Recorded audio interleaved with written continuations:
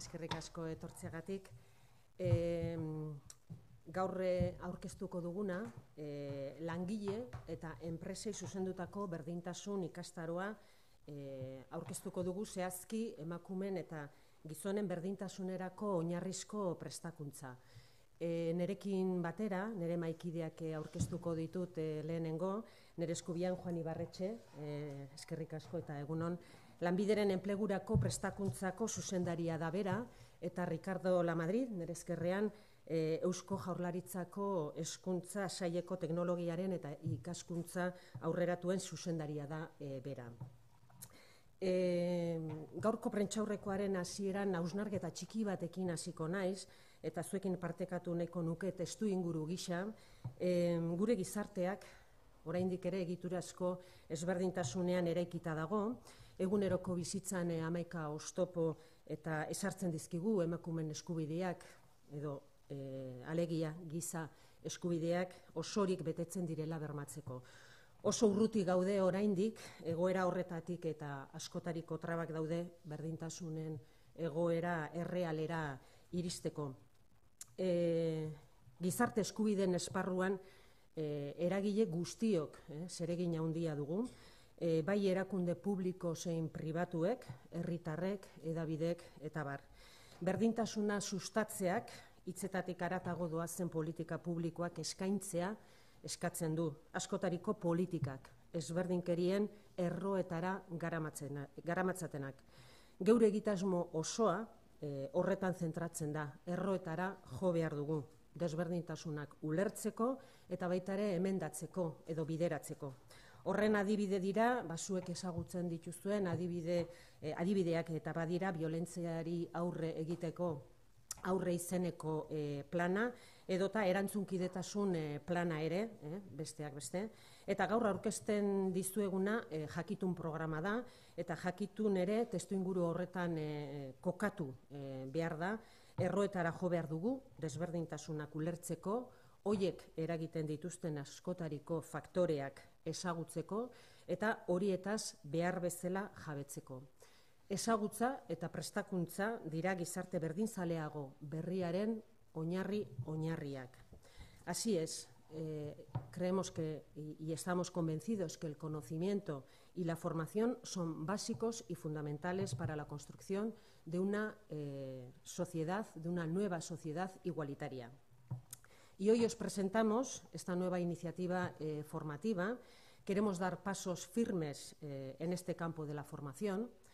Las empresas nos demandan recursos formativos que sean útiles y que sean accesibles para dar respuesta a las muchas cuestiones que deben abordar para garantizar la igualdad de las mujeres y hombres que conforman sus organismos. Esta iniciativa se ha construido según un modelo piloto con el objetivo de adquirir una experiencia real en el mundo de la empresa. Será una formación básica pensada para aquellas personas cuyas funciones dentro de la empresa requieran de estos conocimientos en igualdad de mujeres y hombres. Estamos hablando de funciones como responsables en recursos humanos, personal encargado de la organización de las empresas, etcétera, etcétera. La experiencia tendrá lugar en dos centros de formación profesional, concretamente Miguel Altuna en Bergara y Don Bosco en Rentería.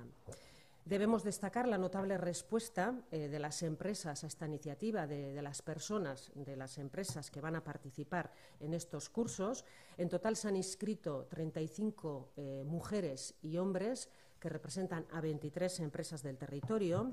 Podemos hablar que la representación de mujeres y hombres en cada uno de los cursos, pues hay ciertas diferencias. Podemos decir que en el centro Miguel Altuna de Bergara la proporción de mujeres y hombres es bastante equilibrada, con un 65% de participación de mujeres y un 35% de hombres. No, en cambio, en el centro de Rentería, en Don Bosco, pues la representación de mujeres y hombres pues marca una gran diferencia y mayoritariamente son las mujeres las que van a participar en este curso, representando un 85% frente al 15% de hombres. También podemos decir que de estas 23 empresas, 10 de ellas forman parte de la red Erantzunkide, que presentamos el pasado mes de septiembre. Son empresas que ya tienen un recorrido experiencial dentro del programa Etorkizuna Eraikiz, en el proyecto Etorkizuna Eraikiz, concretamente en el ámbito de las experiencias piloto de Gipuzkoa Lab, y que de alguna manera nos siguen mostrando un interés por avanzar y seguir creciendo en el campo de la igualdad en sus empresas. Ikastaro piloto honetan nik lau elementu azpimarratu nahi nituzke, alde batetikan lankidetza, eta lankidetza mai honetan irudikatu egiten da. Iruditzen zaigu foru aldundiaren betekizunean formazioa eskaintzea da, baina lehen esan dudan bezala ibilbide honetan eta eragile guztiok hartu behar dugula parte, eta kasu honetan bereziki azpimarratu nahiko nuke Eusko Jaurlaritzako Enplegua eta Gizarte Politika Sailak, lanbideren bidez eta berak izan duen parte hartzea, baita ere emakunde erakundea berak ere prestakuntza bera osatuz eta balidatuz eta berak izan duen papera, eta baita ere ikaslan sareko lanbide heziketako zentroen laguntza. Alde batetikan beraien esperientzia eta azpiegiturak eta eskaini egin dituztelako. Elkarlanaren garrantzia azpimarratu nahi nuke alde batetikan. Ezagutza izango zen bigarren puntua, ezagutzaren garrantzia, nik uste dut hemen mahai honetan dauden eragileek eta gauden eragileok eta horretan bat egiten dugu. Serio heldu behartzaio berdintasunari. Maila teorikotik, badago niretzako garapen zabal bat maila teorikoan, baina teorikatik eta praktikara jaistea ezinbestekoa izango da. Horrela hori izango da gure alegina, tresna egokiak sortuz, egungo beharrei erantzungo dutenak. También quiero mencionar otro aspecto importante, el tercero, que es la transversalidad. Es decir, el programa Jakitun tiene, de alguna manera, se construye de una manera transversal. Este programa se ha construido, primeramente hicimos un pequeño diagnóstico a caballo entre el 2016 y 2017 para conocer sobre todo la oferta formativa y su alcance en el territorio. También pudimos comprobar ciertas deficiencias y de ahí de alguna manera nace la necesidad de construir un programa de formación integral. Queremos trabajar e investigar en los contenidos académicos, su aplicación en el ámbito laboral, fortalecer las necesidades formativas de las asociaciones de mujeres movimiento feminista y, con esta experiencia que os presentamos hoy, ofrecer una formación básica al personal activo de las empresas y también a personas en situación de paro laboral. Ziur gaude, Jakitun programaren baitan, ekimen gehiago etorriko direla, dudarik gabe, baina garbi daukagu gizarte osoa prestatu beharra dagoela. Y el cuarto elemento que considero que es necesario apuntar es lanaren munduaren garrantzia. Lana geure bizitza antolatzen duen ardatza garrantzitsuenetako bada, lana bizibidea ere bada, eta berdintasunean bizi nahi badugu ezinbestean sakondu behar dugu esparru honetan. Honen ondorioz, ezinbestekoa da enpresa munduak bere egitea berdintasunaren erronka. Eta garbi dago, Gipuzkoan enpresaren erantzuna ezin hobea dela. Kasu honetan, badauzkagu nahiko esperientziak enpresa munduan sensibilizazio maila altua daukate, eta nik esango nuke horrelako bidetik eta lortu egin behar ditugu nahiko baliabideak, eskuratu egin behar ditugu nahiko baliabideak, bereiak aurrera jarrai dezaten. Eta txalotu nahiko nituzke, bai programa honetan parte hartzen duten enpresa guztiak, eta baita ere oroar gure berdintasun eta programetan parte hartzen duten guztiak ere. Son estos cuatro elementos, creemos que son aspectos que dan cuerpo a un claro compromiso. Queremos trabajar y construir la igualdad de mujeres y hombres en clave colaborativa entre los diferentes agentes para compartir los aprendizajes que deben de llegar al conjunto de la sociedad, actuando de un modo especial en los cimientos estructurales que, como el ámbito laboral, tienen una incidencia directa en los proyectos de vida de las personas. Geure konpromisoa argia da, beraz, lau ezaugarri hauen inguruan, elkarlanean aurrera egin nahi dugu berdintasunean eta berdintasun horretan eta sakontzeko, ikasbideak partekatzeko eta gizarte osoarengana iristeko, bereziki geure bizitza egituratzen duten lanarenaz bezalako oinarri estrukturetan. Eskerrik asko. Eta hitza pasatuko diot Juan Ibarretxeri. Bai, eguno.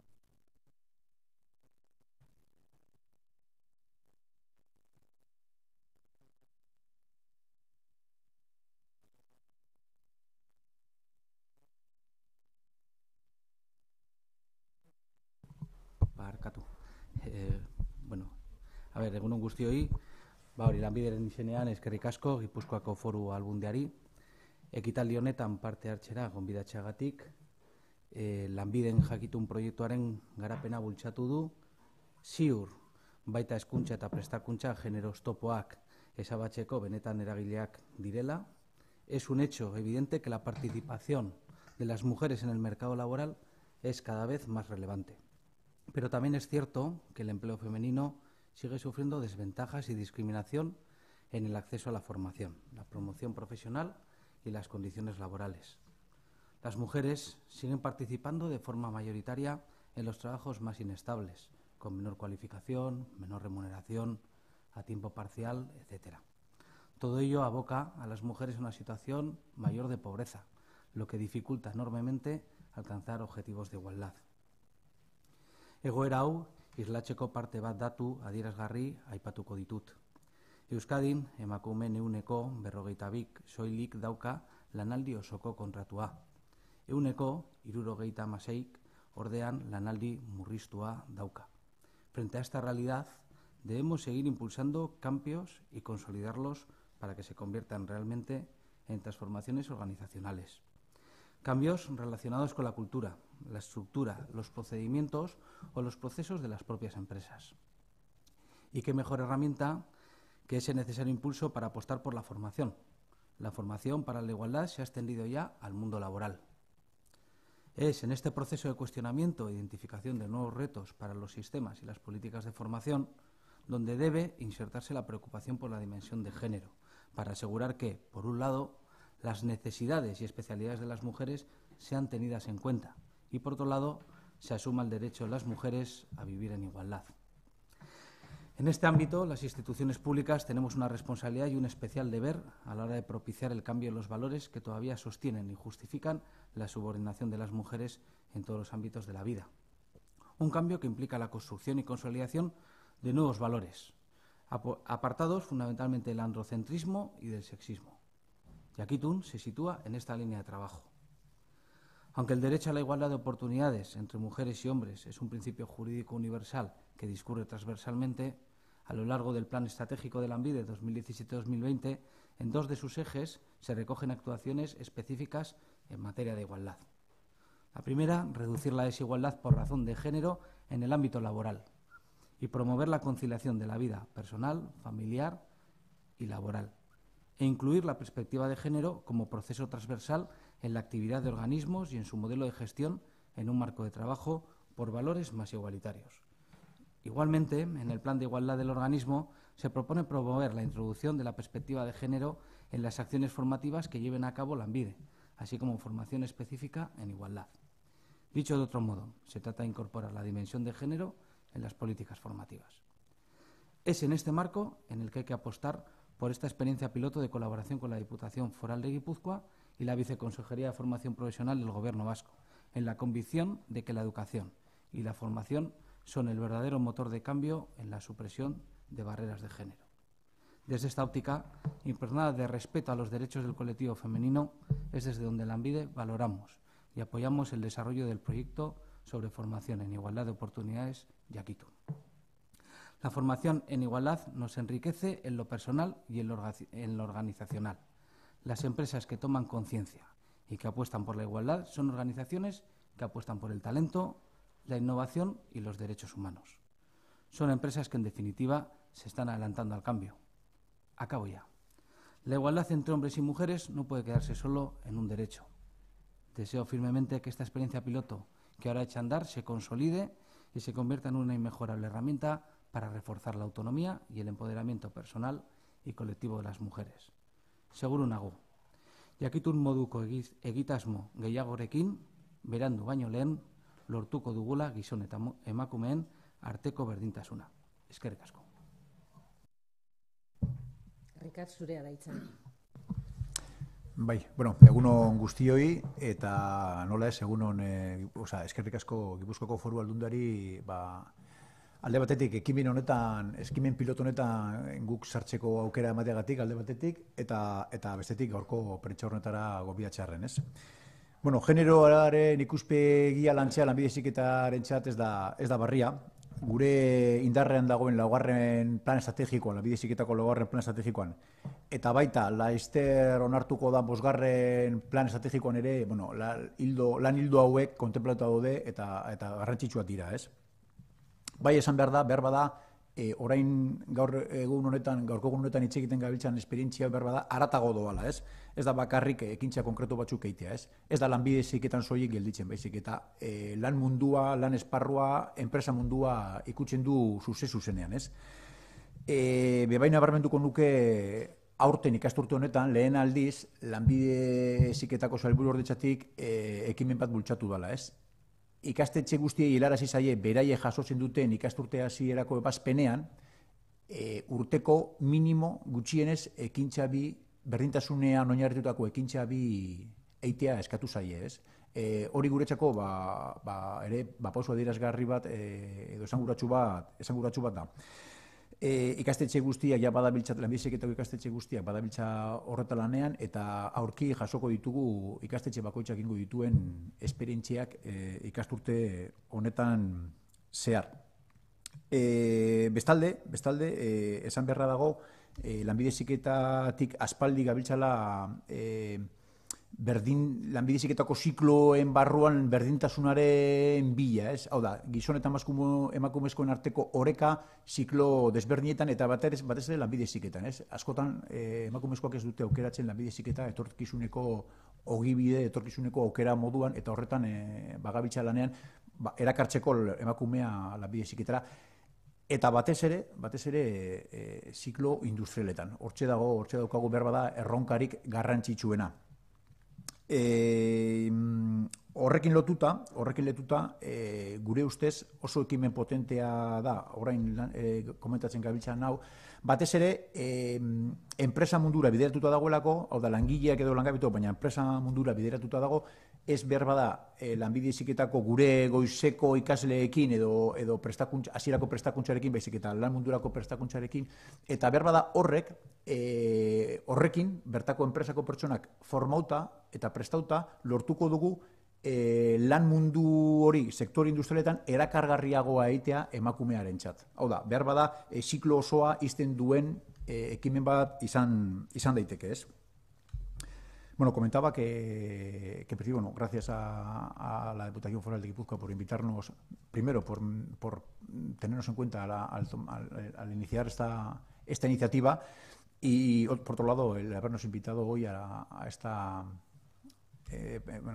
rueda de prensa.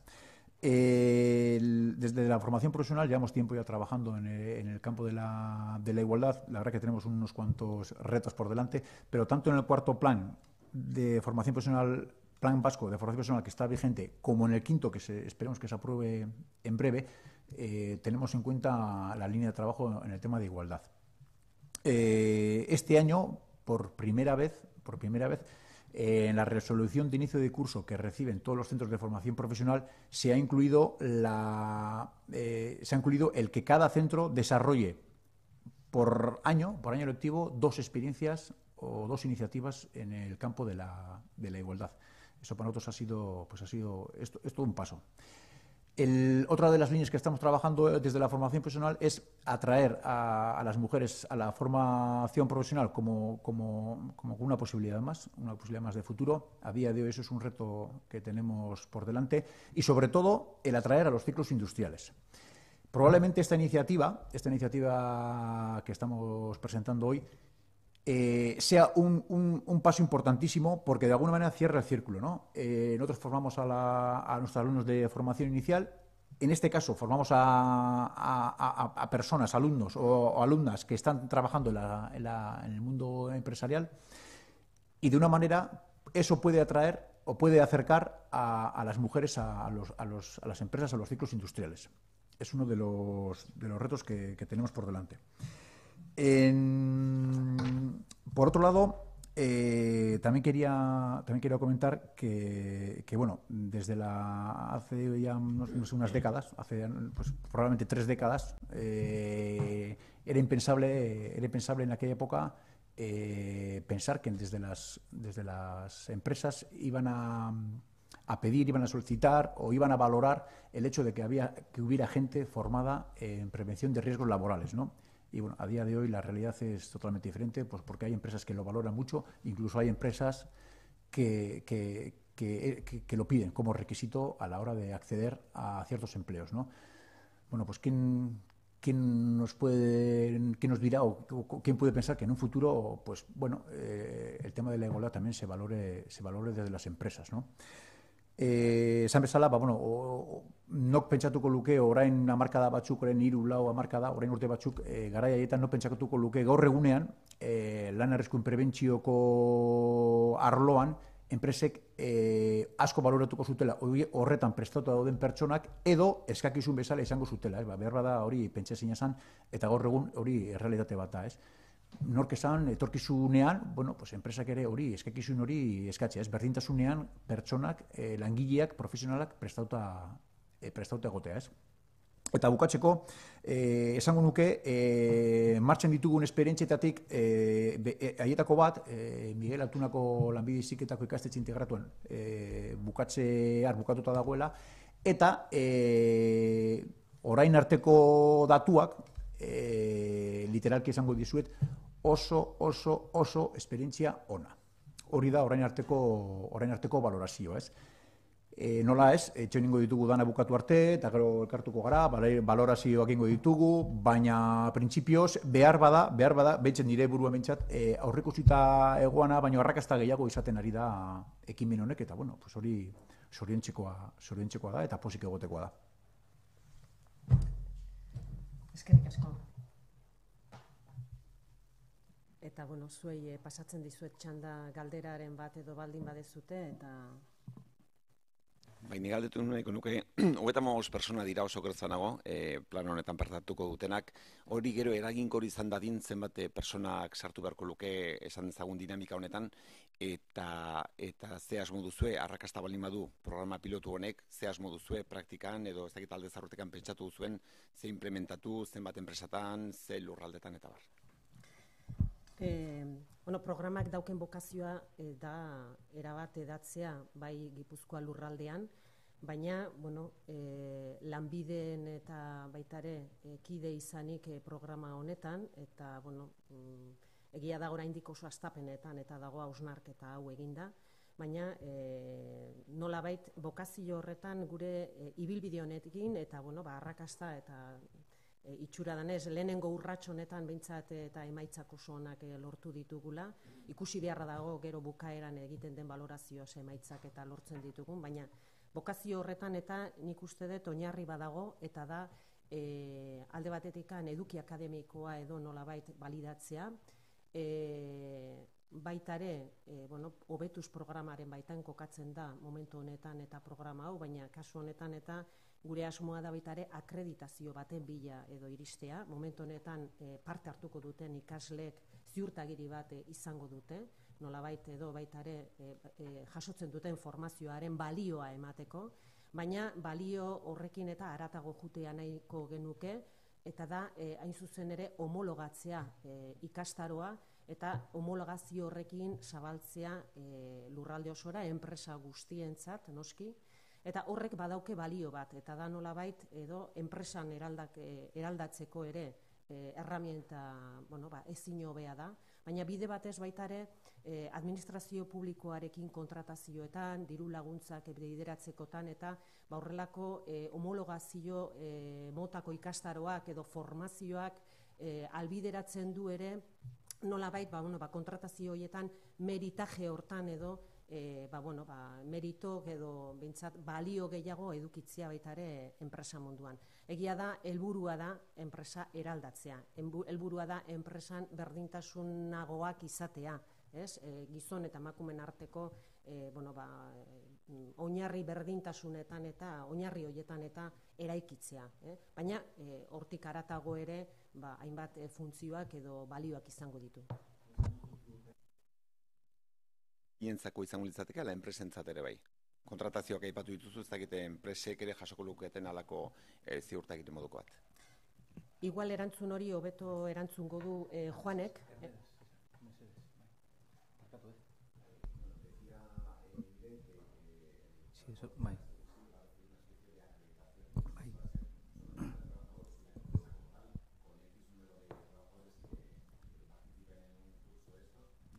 Hubiera algún reconocimiento, digamos. Bueno, de momento lo que estamos analizando en la primera evaluación que hagamos del proyecto piloto es ver si la formación, que es una formación en principio otorgada por titulación reconocida solo por el Servicio Vasco de Empleo, no así un reconocimiento de título oficial acreditable, ¿de acuerdo?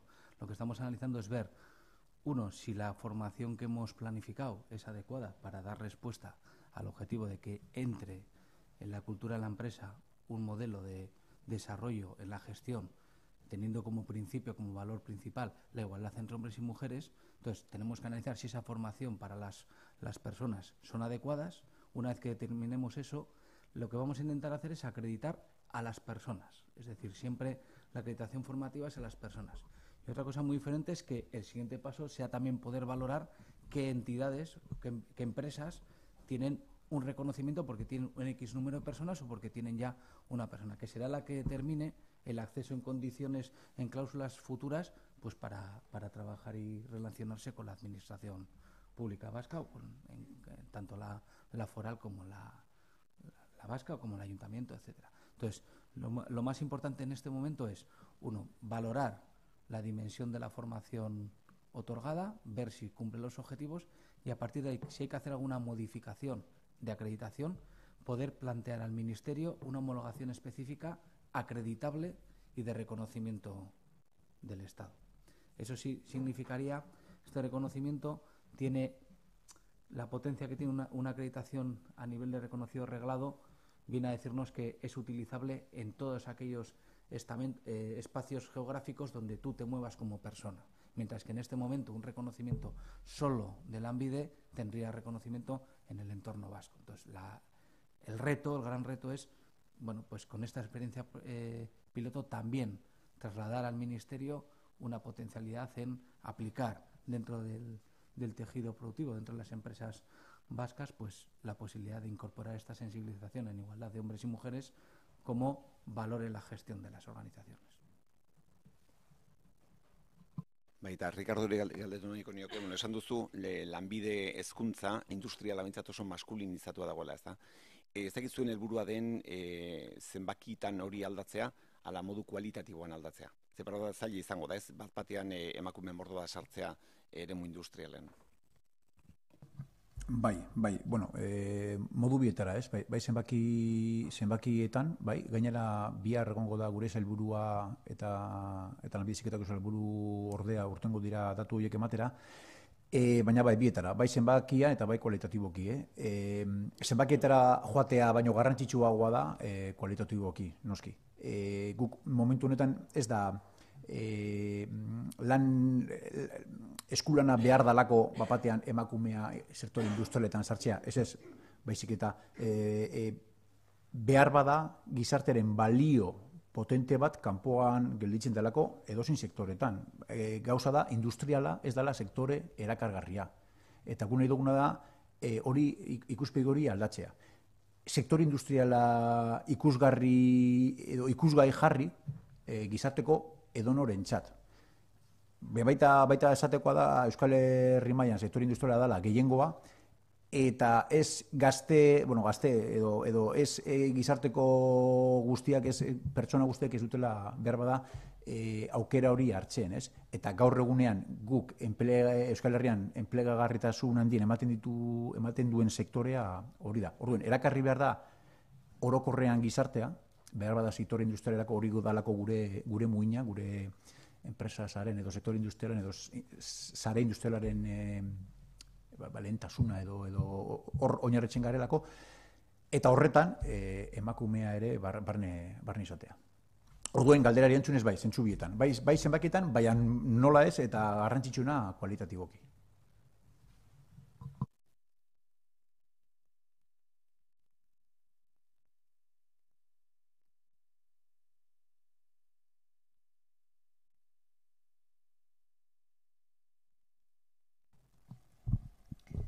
Estamos hablando de un curso de formación básica. Tiene una duración, o sea, es un contenido que se ha estructurado en 20 horas y de alguna manera, bueno, se ha estructurado en 3 módulos. Un primer módulo que incide sobre todo en lo que es el marco conceptual, es un poco un marco teórico de los conceptos de igualdad. También incide sobre, bueno, pues medidas de conciliación y bueno, todos los aspectos que de alguna manera pueden tener una incidencia sobre las desigualdades entre hombres y mujeres a nivel organizacional, a nivel de, bueno, pues de riesgos laborales, medidas de conciliación. Existe un segundo bloque muy importante que hace referencia precisamente a todas estas necesidades y que tienen un reflejo directo sobre esas desigualdades entre hombres y mujeres. Y también hay un apartado muy importante dedicado a la violencia machista, principalmente en el ámbito de lo que es el acoso sexista en el ámbito laboral. Y esos son los 3 grandes módulos. Pero bueno, estamos hablando de un curso de formación básica que lo que intenta es, de alguna manera, ser un curso accesible al máximo número de personas. Lógicamente, esto es algo, una herramienta de iniciación que tiene que contribuir, bueno, pues a ir avanzando y a ir construyendo otras necesidades formativas.